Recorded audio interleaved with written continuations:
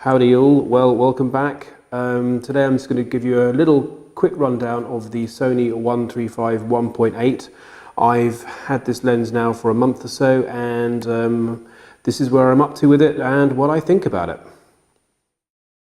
The Sony 135mm F1.8 is a mid-range telephoto lens that is ideal for tight headshots or full-length portraiture where you wish to have good subject to background separation.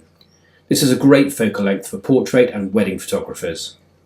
It weighs in at 950 grams, which is 550 grams lighter than the 70-200 2.8 GM that I've been using for my portraiture.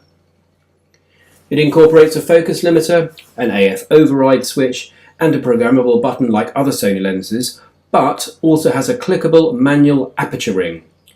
It focuses quickly and accurately. It appears very well made, just like other GM lenses in the lineup, and is optically superb. Okay, well that's a brief overview of the lens. I think it's time we booted up one of the Macs and had a look at some photographs that have been taken by this beautiful lens.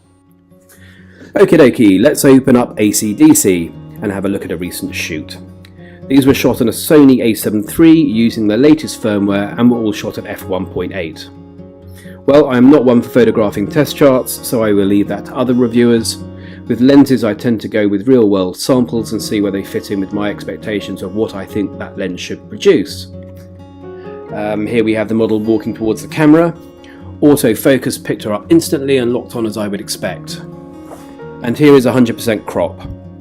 The image is still tack sharp with plenty of detail. And now we have another shot with a slightly different background. The rendering of the bokeh is what fast telephoto primes are all about, and this lens does bokeh incredibly well. At f1.8 the background and foreground simply melt away. Now a 3/4 shot. This lens produces images with true to life colours even in difficult situations like this. All the images from it have a great contrast and seem to have an almost 3D feel to them. And here is another 100% crop. Did I mention that this lens was sharp?